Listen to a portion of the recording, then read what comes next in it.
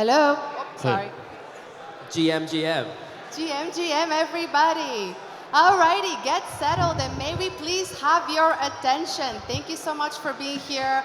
We have a very exciting panel, but before we start, if I hear anybody being super loud, I'm gonna send you to the balcony and close the door from the inside, so you're gonna be stuck out there, so please keep it quiet. Thank you so much. Alrighty, we have a couple of really amazing speakers today, so let's go around and hear from each of our speakers. Please tell us a little bit about what you do, your project, before we dive into the subject. Let's please start with Kuga. Yeah, so hello everyone. My name is Kuga, also Marouane ESSAԻDI, but I work at the Solana Foundation in the ground team. And I've been all around Solana for like a couple years. I joined in 2021 when Solana Summer happened, if you remember. And I've been contributing a lot with the community, especially the French community. And I find my place at the Solana Foundation and working with a lot of different other projects such as Blessed Burgers, Eplex, Renfi, Camino, and yeah, I'm super excited to be there. Super excited because I have a great panel with me, and the debate will be super cool. And let's see if Solana will kill Ethereum. Woohoo! Thank you so much, Kuga. And can we get a round of applause for each of our speakers? Please give it up for Kuga. The Solana Foundation. Next up, we've got our very own Tom. Hello everyone, my name is Tom. I'm a UI UX designer. I'm the founder of Ubol Studio, which is a design agency focused on Web3 and mainly product design. We're working with a lot of different projects on Web3, building their platform, all the design around their project. And so we're mainly focused on the UX research, making the user experience much better on the blockchain. That's our main objective. I started working on Web3 in 2021.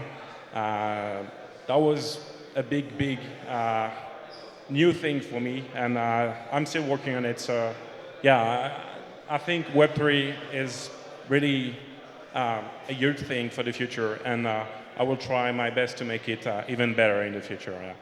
Yes, Tom, we know that you will try your best indeed. Please give it up for Tom. Woohoo! And finally, last but not least of our speakers, please welcome Steven. GM, everybody. Nice to meet you all. I love the sunshine, Lisbon. I'm a tech consultant, ex-Big Four, working for the evil side, the banks, but converted into Web3. I love the community here. We worked as a community manager for different DAOs, Crypto Skulls, for example, a 2019 Ethereum project in OG. And then that's how I got onboarded to the space. But then, you know, met a bunch of people from Solana, actually joined Super Team UK, worked with some digital strategy and websites for them. And yeah, like excited to be here today and chat more. I'm also an advisor for some of the Solana startups as well, tokenizing private equity on chain, which is interesting. Boring boomer business. So DM me if we're fundraising. So DM me if you're interested. Give him money is what he means. Give it up for Steven.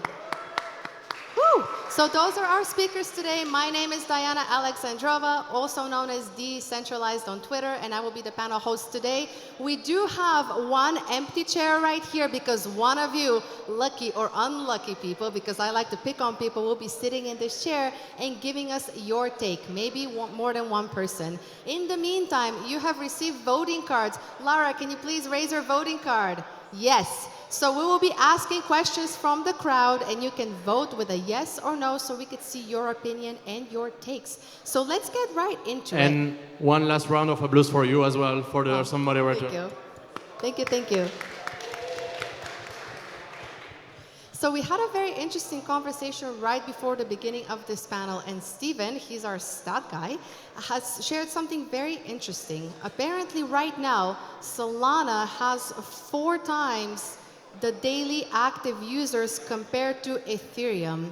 What does that mean in terms of Solana's growth? Does that feel threatening to Ethereum and somebody who has dedicated so much time and energy to the Ethereum ecosystem? Let's start with Steven.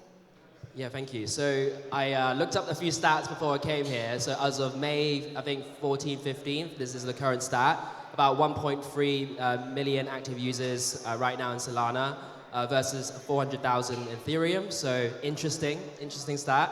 I don't know how accurate it is as of today because crypto is always changing. But look, what I'd say is this. We've got Solana summer. I look forward to that. So it's coming. And we're in what, May, end of May, so I'm hoping that we go higher from here.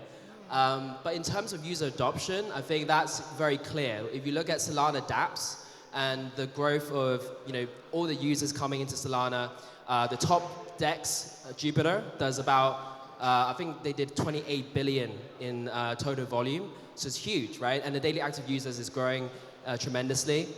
And if you look at the closest competitor, Ethereum, they have Uniswap, which is about, it's doing decent, but Jupiter's outpacing it, and Jupiter's new. So I would say, yeah, I mean, I'm sure Kuba knows more about from the Solana Foundation, but I think Solana is, looking promising in terms of user adoption. Yeah, so to jump on this topic, first of all, the recent reason on why we had like so many people active recently on Solana is the meme coin season, and we all know why. With applications such as Bongbot, Jupiter, and things like that, you can literally come on Solana and start to trade with $1 and start to make money with just $1. But also Solana has a powerful thing is that you can onboard users with dApps that are completely free. You can start using different dApps thanks to state of compression with compressed NFTs where you can mint 1 million NFTs for just 5 Sol. And dApps are starting to understand that if you make the first step free for your user, people will come and try at least. So that means you can have more activity on Solana.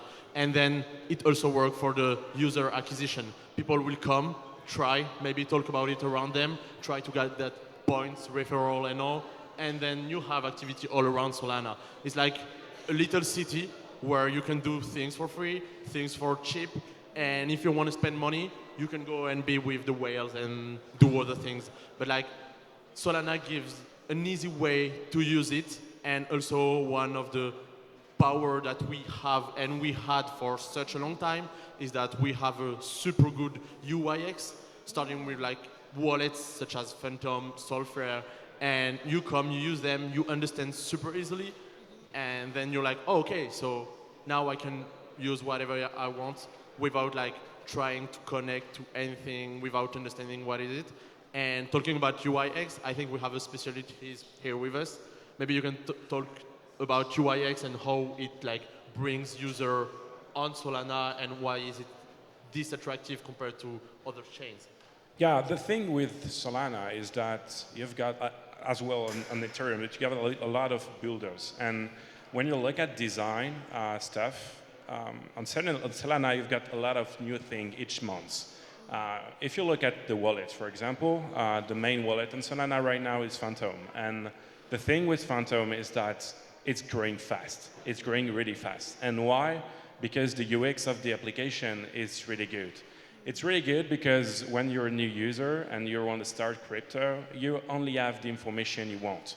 And the problem with a lot of wallets on Ethereum and other blockchain is that it's too much complicated sometimes. Now, there is many things which are being improved on Ethereum, and you can see that many wallets are doing some work on their UX because they understood that the interface of their products is one of the main key for having new customers.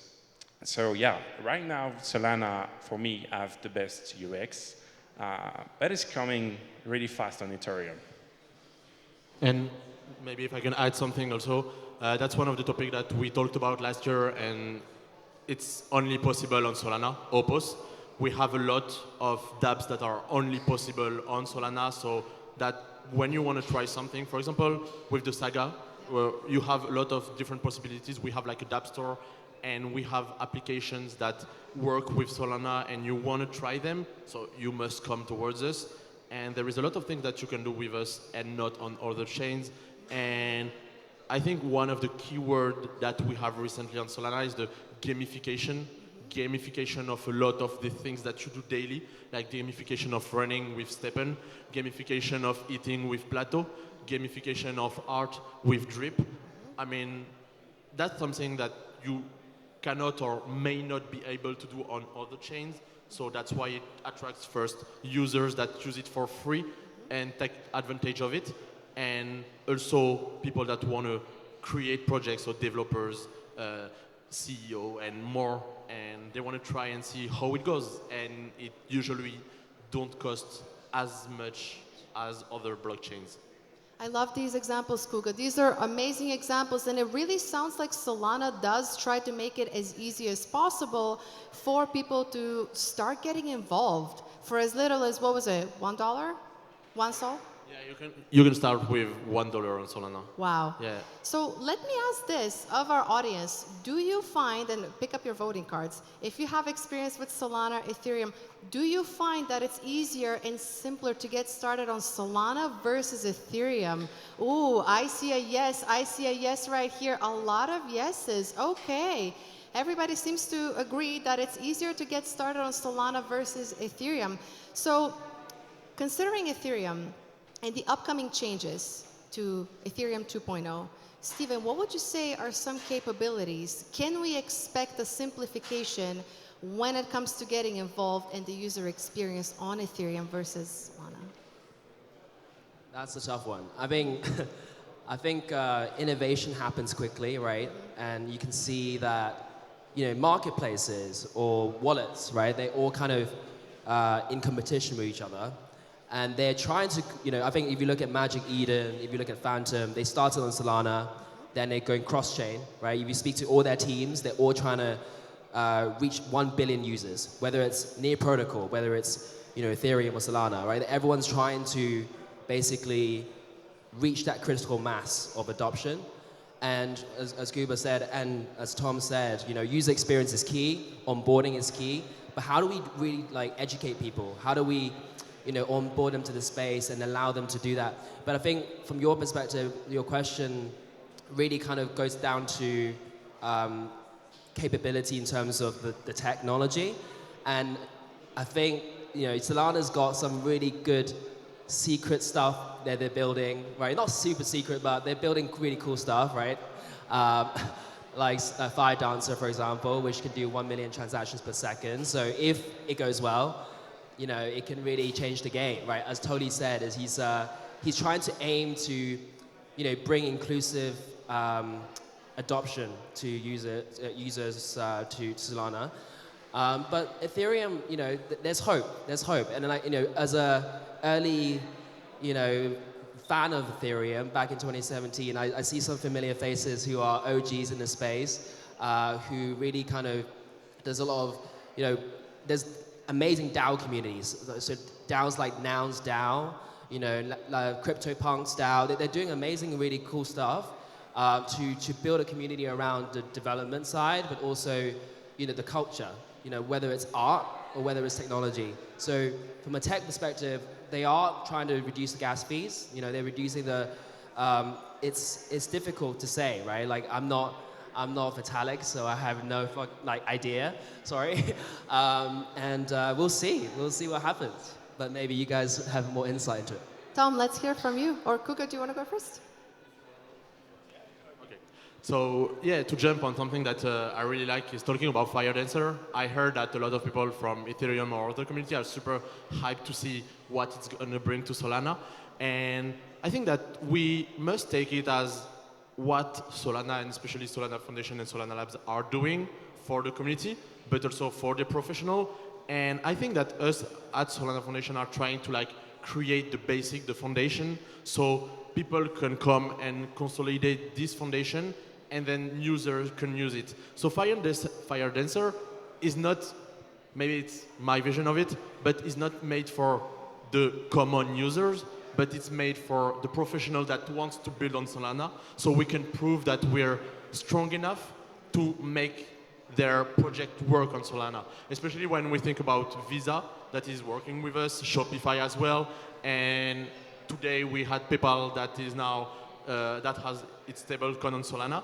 And I think us at Solana should prove that we have the solid foundation so that professionals have awesome project to put on Solana and then bring users on Solana because it's good enough to use it for professional and for common user. Because if we gotta be honest, as someone who never used the blockchain, they don't care if we do like 1 million TPS. They don't care if we do 10, if we do 1 or 10,000.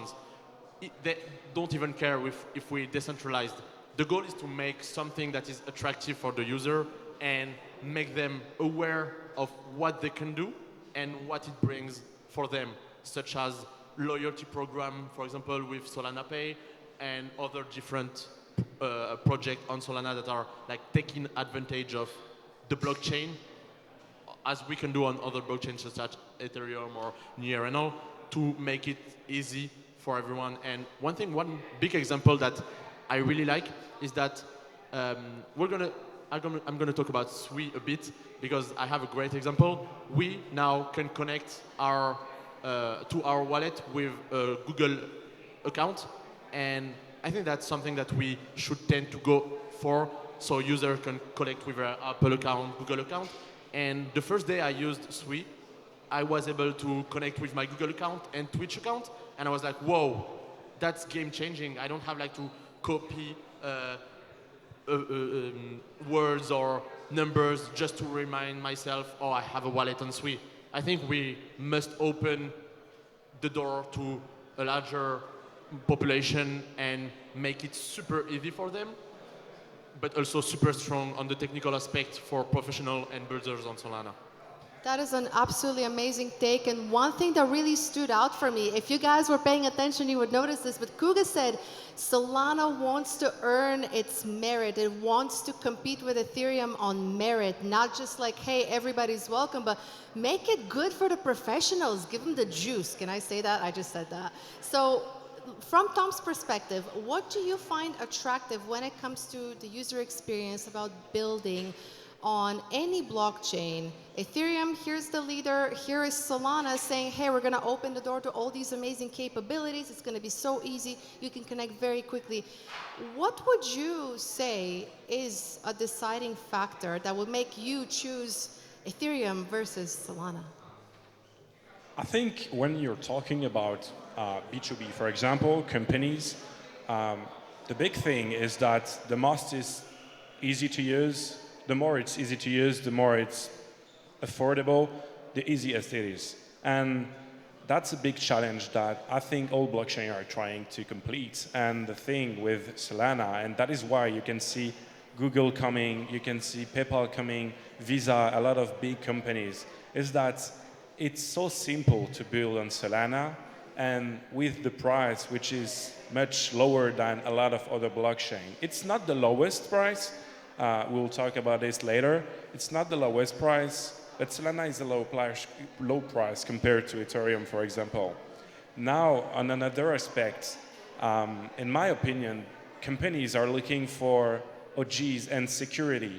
And when you're comparing Solana to Ethereum, on the side you will have Ethereum, which is here since a long time compared to Solana. And Solana is very new and very trendy.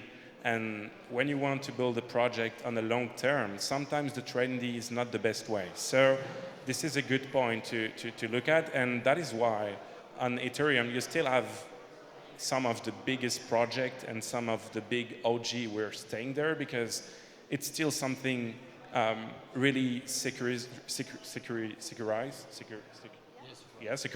sorry, securized. And I think a lot of people are waiting for time, like a time to see if Solana is still on the competition. That's a great take. And again, something that you said, Tom, is this is the trendy, this is the trendy blockchain to build on. Steven said earlier, the summer of Solana, but will this be a summer romance, or will Solana continue to be that underdog competition that could very easily take Ethereum? Now, let me ask, is anybody in the crowd a builder, a developer, someone who is actively building? Yes, sir. Would you like to come up here and give us your take? Ethereum versus Solana. We would love to hear. Please give it up. Applause. Thank you, thank you. Just a quick mic check. Here's your mic. There you go. Please. Oh. Mic check. Hello, hello. There you go. Thank Please you for having introduce me. yourself. What is your name? What do you do? My name is Ryan. I have a coin on Solana Wonderful. called Book of Dior, which is do your own research. We launched a month ago, just over a month ago. In regards to Solana versus Ethereum, I think most people are degens, so I don't think they have any loyalty. I think they're going to go wherever the trend is going. Shots fired. I love what Solana is doing. I think that Ethereum has its base people of like core people that have been into Ethereum for a while. I think that most people don't know about base. They don't know how easy it is to do things on base. So I think Solana is like you said, it's a trending blockchain. It's easy to do stuff on there. There's stuff that I wish that Solana was doing better. One thing is their smart contracts. Like I like the Ethereum contract with the sales tax that they have implemented into the smart contract for projects. I know Solana doesn't do that. I launched on Pump Fund. For those of you that know Pump Fund. Anybody pump fun? Yeah, I mean Pump Fund's great, but it doesn't protect the project. You know what I mean? There's something that needs to come along that needs to change the game for that, which is what I'm building. So what Book of Dior is it's going to be basically a cross-chain pump fund. So I'm working with Layer 1X, which is a Layer 1, or sorry, L1X, which is a Layer 1, where you'll be able to basically launch your token on Solana, Matic, Ethereum, Binance, Bitcoin, and then you can also purchase those tokens with also like wrapped Bitcoin, USDT, whatever it is. Yeah. Congratulations on your launch, and by the way, sign me up. This sounds amazing. Do we have a take from either of you gentlemen? Yes, Kuga? Yeah, I want to address the community and trendy topic. Solana had a big history with the narrative. We've had a lot of different things. When Solana Summer back in 2021, we had FTX, we have to talk about it. We have Bonk, and all of these things was never meant to be by Solana itself. It always was the community who created something. Solana didn't aim to sold out the saga because of the Bonk airdrop. Everything was made by the community. When you look at the history of Solana, like 90% of it was made by the community. The rest is just the technical aspect of it. So if Solana seems trendy, it means that the community wants to make it trendy so that people come. But on the long term, the whole builders and the community that are here, because I see some of them here, are aiming at doing something for the long term. That's why Super Team exists. Super Team is like a group of people that activates regional and countries such as Super Team Germany, India, and more, and UK and more. And they aim at having this culture of Solana and trendy things, but also creating something that is long-term based and make sure that Solana stays and aim at being the best as it could. So Solana's here to stay. Steven, what do you have to say on that? Yeah, I mean, when you mentioned Super Team, I was like, I'm dying to jump in, but it's a community of great people, both grinders, building some really cool stuff, right? Like they grind 24/7, 7 days a week. And I think that's what crypto culture is. Like whether you're an artist, whether you're a coder, whether you're a designer, right? Like there's all kinds of talent in this space that we have to cultivate, we have to nurture. It's a community at the end of the day. So the argument is that, can Ethereum and Solana exist together? And, it's a difficult one because usually, in any market, winner takes most. There's only the top few companies, like the S&P 500, like the top 6, 7 companies are making all the revenue in the S&P 500, for example. So in crypto, it's the same. Like, you got Bitcoin, like who's it's basically digital gold, right? And then you've seen like BlackRock tokenizing on Ethereum. So there's an argument for Ethereum there, and the culture in Ethereum is always going to exist because of art, because of the community. But Solana is the one that's kind of really innovating. It's really building mobile first with Saga. It's really building to Super Team and building communities around You know, every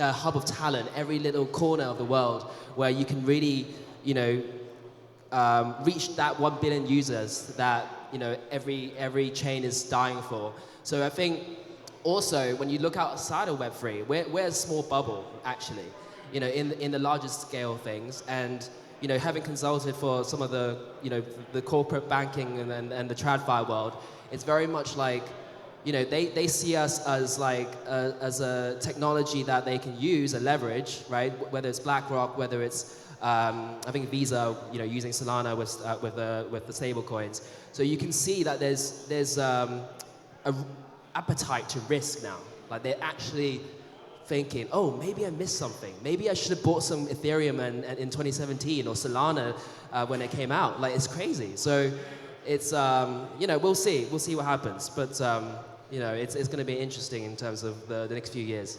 Absolutely. Tom, do you have a take on this, the role of innovation and really what it takes for a blockchain to kind of establish itself, the community aspect? What is your experience? If we're talking about the community aspect, I mean, I'm not really objective in this because I love the Solana community. But yeah, I mean, when you look at everything which is built on Solana for the community, and I think one of the main goals and targets on Solana is the community. As Marouane said, there is Super Team, which is just crazy for organizing events for the community. You've got all the hacker house, you've got the breakpoint, you've got everything for the community, which is built to make people meet each other, build new projects, and it's the key to create like a group of new people which want to build something which is not existing anywhere. You also have events on other blockchain. Of course, you have ETH, CC, and a lot of different events like NFC. But in general, when you're at these events, the feeling is different because on Solana, they're trying to create a family. And that's much, much different. You're not talking with a co-founder, you're not talking with a builder like you're selling your service. You're talking with a potential friend of yours, with someone which lives the same thing as you and want to build something good for him. So it's a different aspect of the community.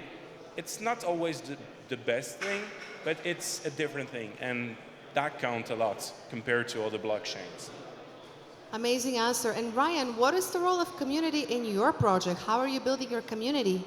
Well, I just want to touch on what Tom said. I think he said it perfectly with Solana's wanting to build family and a really strong community. Like, I've been on Solana's spaces. They've invited me up to speak.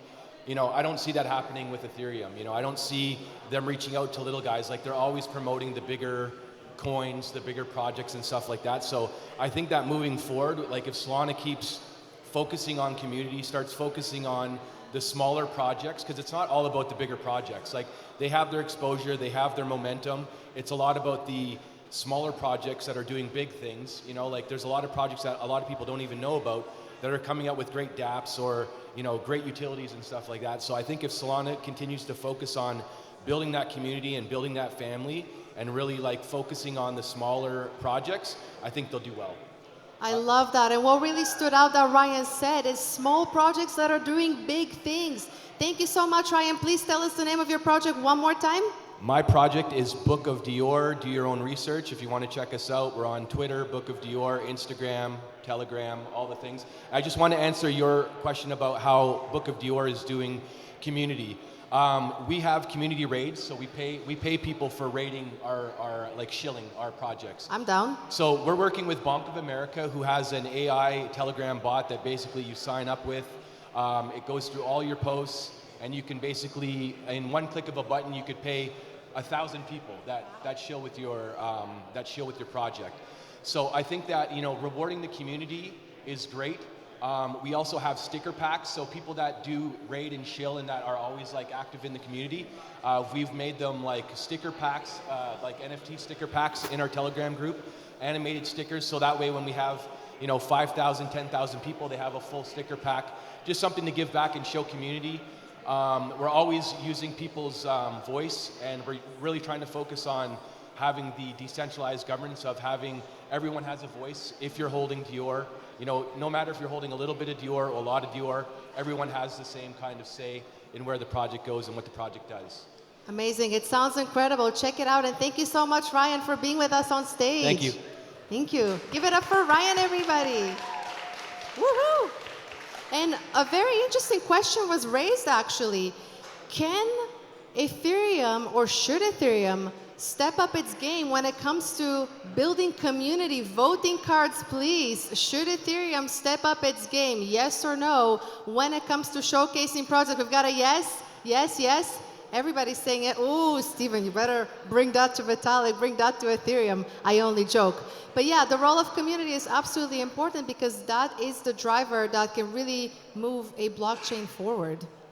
And switching gears a little bit, when it comes to investors, because a lot of us are investors, how many of you here are actually crypto investors? Hands up. Yeah, you better, you better. And for those of you who are not, maybe it's time to jump in. Summer of Solana. What do you think is the development, or how would you say the development of Solana is attracting investors compared to Ethereum currently? Is that a juicier investment opportunity? And I'm not asking you to speculate here, just your personal take. Cool. I'll give my personal take. I'm an amateur investor, I would say, but OG from 2017.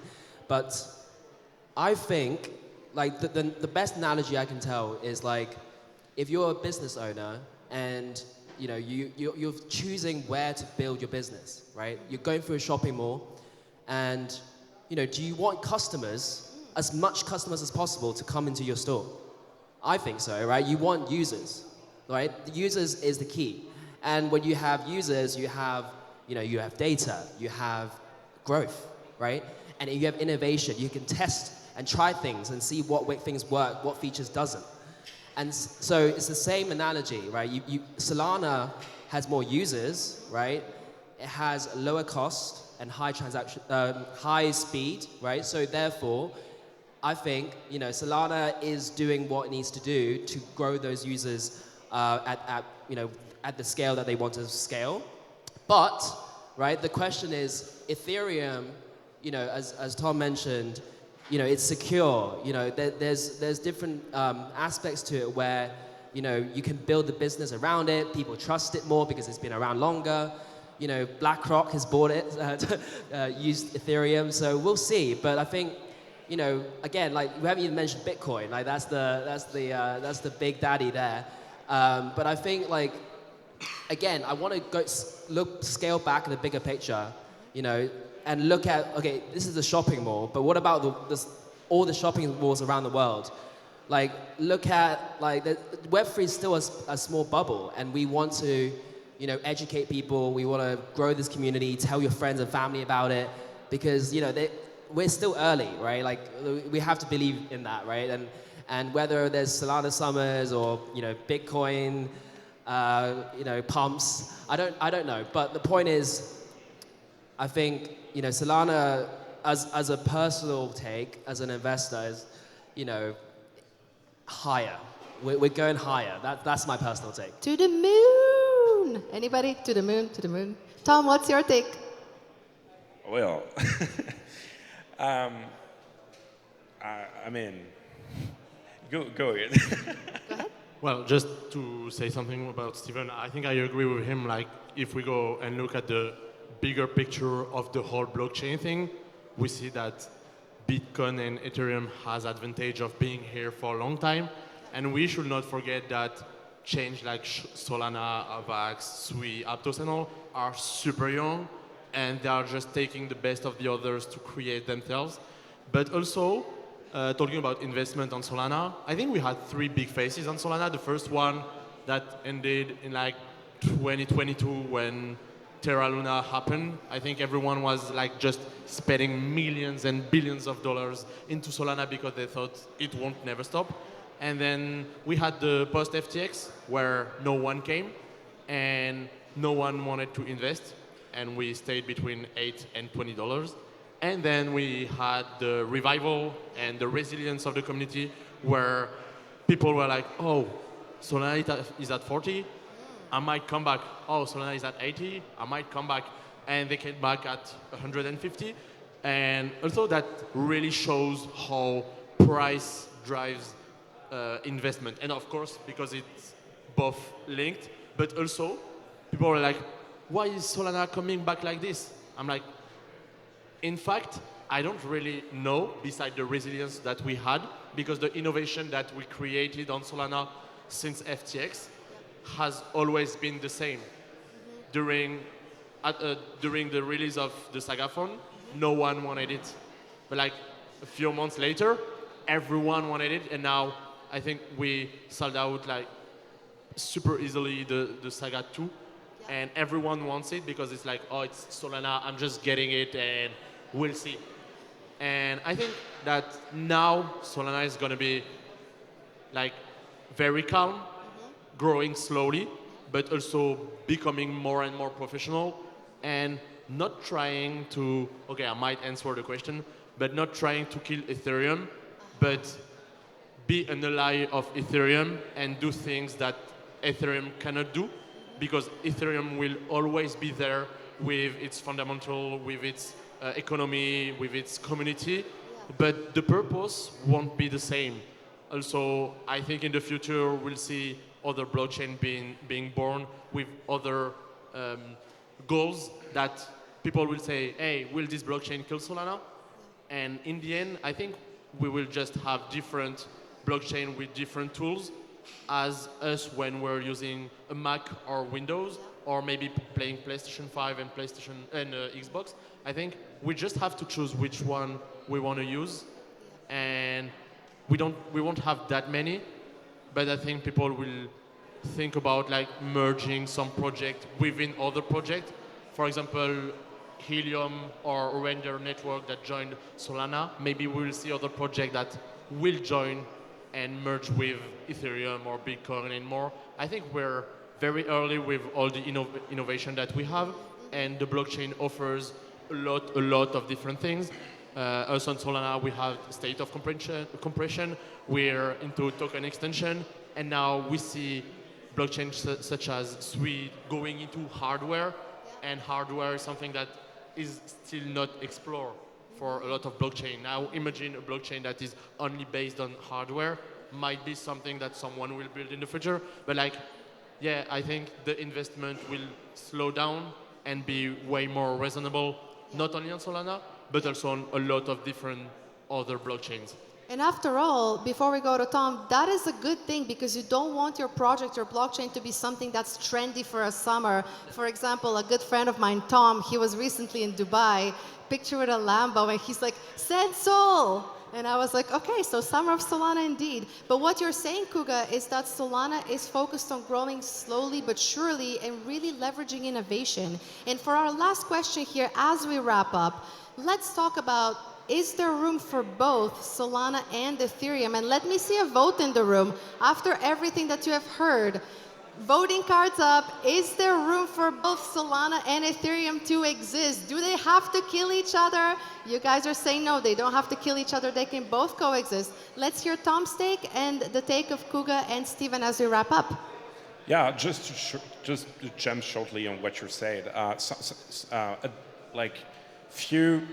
Let's say a few months ago, someone told me that the best is never the first one. And so the fact that Ethereum was the first one, like one of the first one, can be an argument for the future. But now, to answer this question, I don't think that in the future we'll have to choose between Solana or Ethereum or any other blockchain, because right now we're talking about Solana and Ethereum, but we're also talking about Solana and all the other blockchain. And I think that in the future, we will more be able to work on different and use different blockchain for their capabilities and technologies, because they're all adapted to a different way and different stuff. And I'm not sure that a day we'll have a blockchain which is doing everything. So I think that in the future we'll be able to use Bitcoin, to use Ethereum, to use Solana, and to use new blockchain which are still being developed right now. And yeah, I think that's my vision of the future on it. Love that. Steven? Yeah, Solana wins. No, I'm kidding. So I think, look, I think it is like a big debate, right? Like, can it?